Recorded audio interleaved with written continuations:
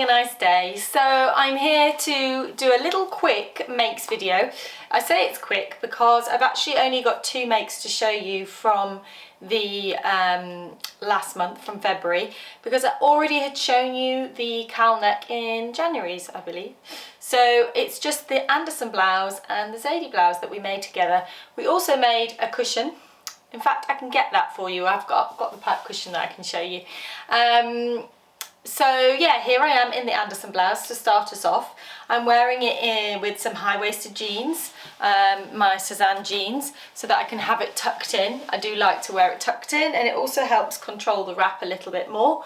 Another thing you could do if you're ever making the Anderson blouse and you're finding that it isn't controlled, you can just put a little press stud onto the underside of the grown-on facing there, and that can just fasten and hold it there if you want it to stop flapping open. I know somebody recently did that and showed that to me, and it looked really good. It didn't kind of disturb the line of the blouse at all. So this we made in Chantel. I say we made because I felt like we made it together.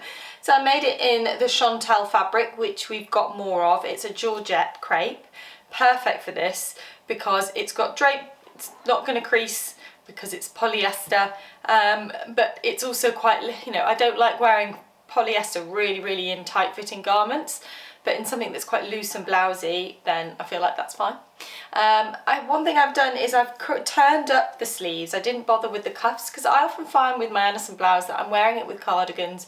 Sometimes they're 3/4 sleeves, and it's really annoying when the sleeves comes down, so I just did a quick hem, and then I just rolled them up, and I quite like that. Also makes it look a little bit more modern and a little bit less vintage, if that's the look that you want to go for. But I think this fabric particularly works really well in denim, with denim. It just goes really nicely, and also it kind of picks up a lipstick, a bright lipstick. I think that looks really nice with it too. So this is one make. Let me go and get the cushion. So here is the pipe cushion that we did together. You can see it.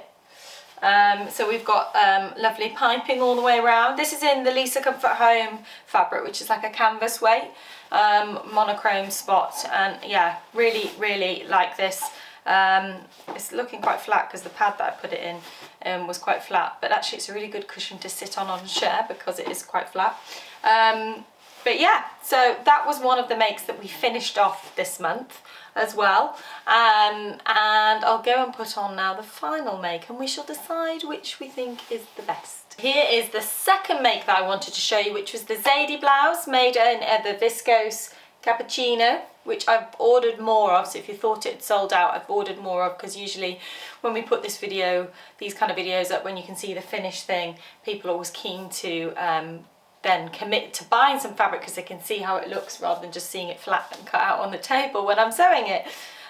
So yeah, really happy with this. You can see there's some really lovely body to this viscose, and I haven't actually yet done the cuffs because I was going to do some press studs on there, because I've done a quick cheat on this blouse and I have stitched the buttons just directly through all the layers, so there's no buttonholes, which is a nice quick one if you want to do fake buttons basically, because the neck opening is big enough to be able to pull it on and off your head, so you don't need to put buttonholes on if you don't want to.